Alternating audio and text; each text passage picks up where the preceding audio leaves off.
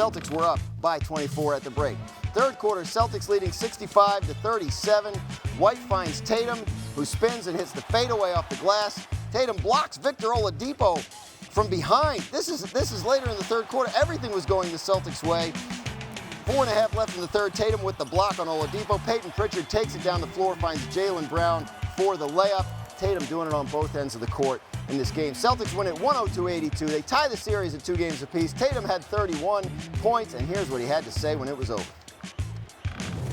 I didn't doubt myself. I know how to play basketball, and regardless of how many points I scored, just trying to come out and help us get a win, that was just most important.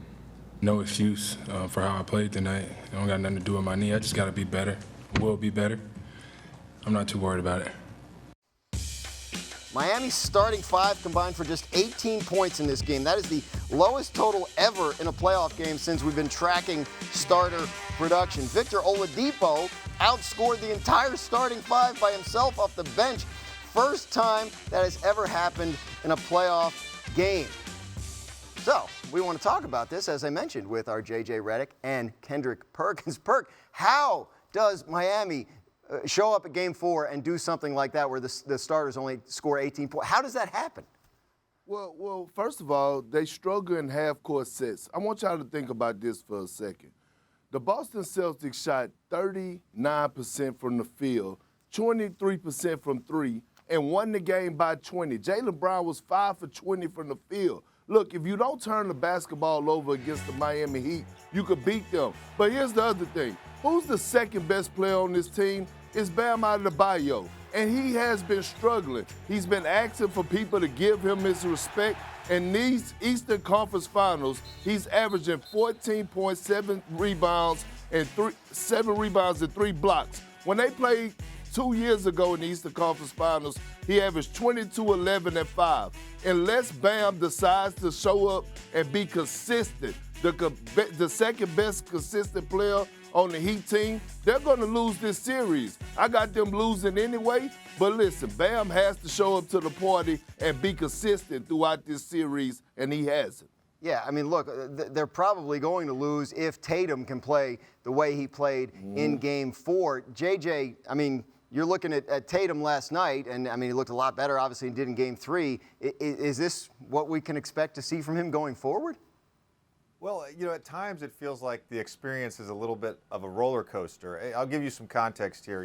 He's played in 48 games since the last time he lost back-to-back games. And coming off a loss during that 48-game stretch, he's averaging 32 a game on 51% shooting.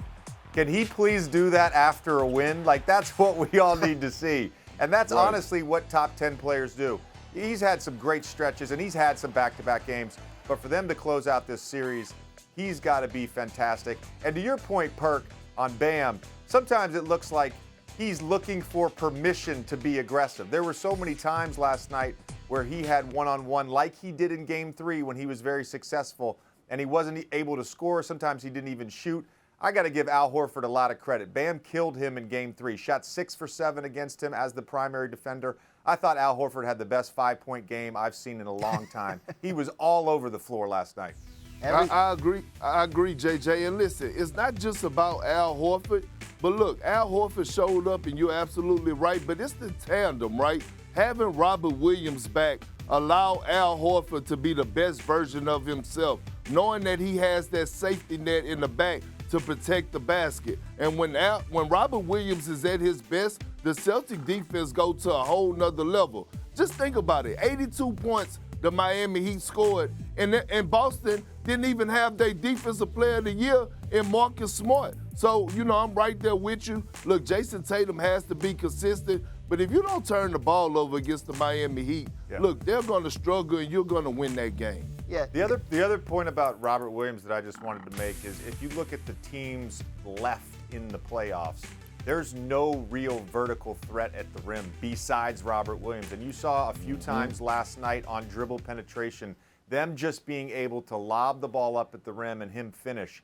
That's something that the other teams do not have. And he unlocks something in the half court a little bit for them, not only with the lob threat, but his offensive rebounding. He had a number of putbacks last night. I thought he was great, and hopefully, I know he was limping towards the end of the game, but hopefully he's available for Game 5 and going forward. So obviously the Celtics are a lot more, as you guys are discussing, than Tatum. But JJ, I did want to follow up on your comment about Tatum and his inconsistency game to game. If it's going to be like that with him, can the Celtics win a championship if he's in and out like that from game to game? Well, so far they've gotten by with a certain level of inconsistency. And look, I'm not saying that Jason Tatum has to shoot 50% from the field every night. It's more about combining aggression with good decision making. And there's been a few games during this playoffs where I thought his decision making has been subpar. And on top of that, he hasn't shot the ball well. And those games are really the games that have hurt the Celtics. Perk, we're down to a best-of-3 now in this series. Who has the edge? Oh, it's the Boston Celtics. I mean, they're the better team. They have more offensive weapons. You look at them winning that game last night without Marcus Smart. And Jaylen Brown shot 5 for 20. Look, again, the Heat struggle in the half-court set. You take care of the basketball. I believe Jason Tatum has found his stride. I agree with J.J. Redick. Look, he has to put consecutive games together where he's not going 3 for 14 one night and then having a 30-point night the next night. So I think Jason Tatum is going to have one of those follow-up games in Game 5, which I feel like the Celtics are going to close it out in 6. JJ, you agree? I do think the Celtics have the edge in the series. I think they are the better team. It's hard to sort of count the Heat out in terms of getting one more game, but whether it goes 6 or 7, I think the Celtics are going to win this series. Thank you for watching ESPN on YouTube. For live streaming sports and premium content, subscribe to ESPN+.